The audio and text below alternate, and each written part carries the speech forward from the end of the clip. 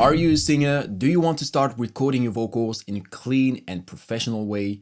You're in the right place. In this video, I'm gonna share with you everything you need to start recording vocals to make music that sounds professional right from home. You will see that there is some basic and obvious equipment, but also some very little details that you cannot forget if you want to start recording properly. So without further ado, let's get started this video. The most important piece of equipment you will need is a computer, but not just any computer. You will need a minimum of performance to enable your computer to handle audio processing, which can sometimes be quite resource intensive. Whatever you choose, Mac or Windows, it's up to you. You absolutely must have at least 8 GB of RAM and at least 256 GB of storage, or you might be quickly limited. If you follow these recommendations, you should have no trouble recording and processing audio. But a computer in itself is not enough to record vocals and music. You also need software to easily manipulate what you're recording. And that software is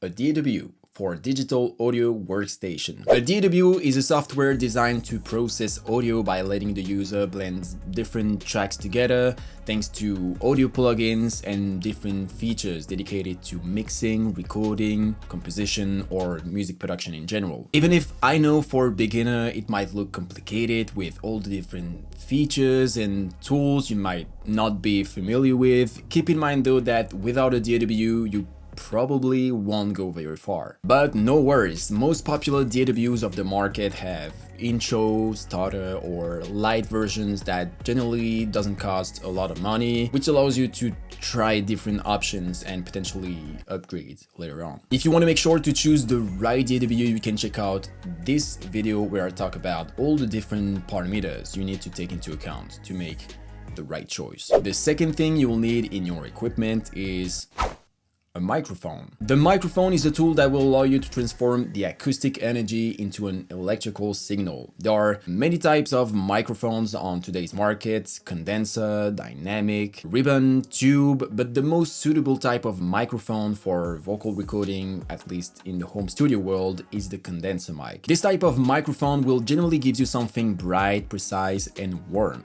The most popular budget condenser mic is the Rode NT1A, but personally I prefer the AT2020, which I think offers something cleaner than the NT1A. There is just one type of microphone that you have to avoid: USB microphones. To this day I still don't understand how this type of mic can still sell, knowing all the great gear you can get for the same price. But anyway, never buy this type of mic or your vocals will sound like this.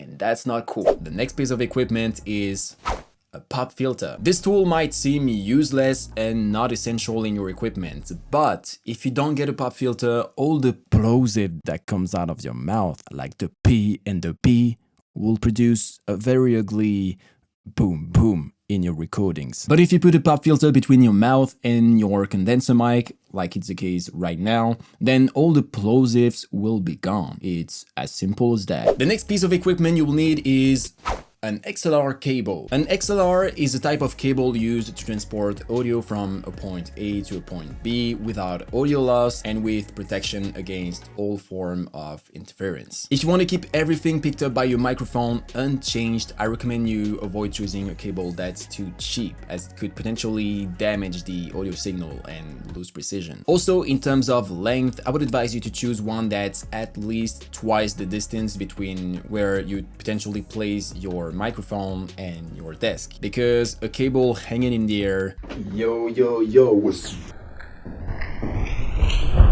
is always a bit dangerous. Now you might be wondering, how can I connect this to this? That's a good question. Well, in the field of audio, there's a tool that allows you to make the link between your computer and your microphone, and also to other pieces of equipment, but we'll talk about it later. That thing is an audio interface. This little box you can see here that you will connect to your computer in most of the time in USB, will help you transform the electrical signal there's in the cable in digital thanks to the converters. This will allow your DAW to record and read the signal in a digital format. The purpose of an audio interface is also to boost the electrical signal, which is very weak when it comes out of the cable, to what we call the line level, and this is done thanks to the preamps. I don't want to get too technical here in this video, but keep in mind that when using a microphone without a preamp, the signal would be simply not usable. The most popular interface to start recording as a beginner is the Focusrite Scarlett 2i2 or Solo, but you should also check the SSL2 or the Volt 2 from Universal Audio, which are two very good audio interfaces. But your audio interface will not only be used to convert analog to digital, it will also do the opposite, digital to analog. Why? Well, simply to create the connection between the computer and the last two elements of the essential equipment to record vocals, which are the monitoring speakers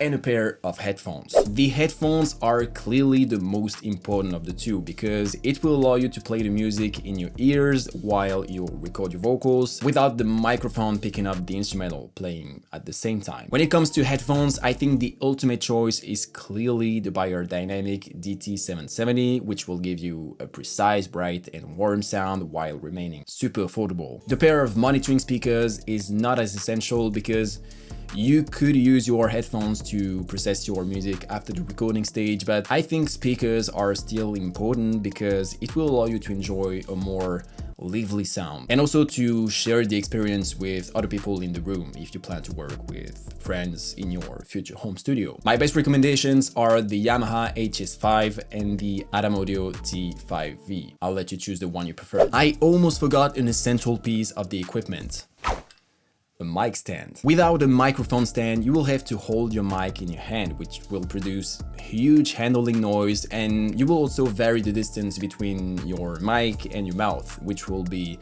very audible with the condenser mic, as you can hear right now. And with all this, you should have everything you need to start recording vocals like a real pro from your home studio. Of course, this list of equipment is upgradable.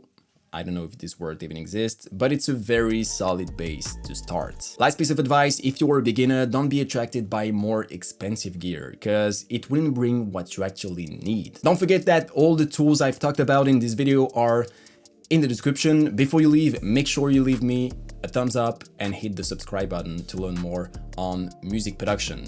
See you soon. Bye-bye.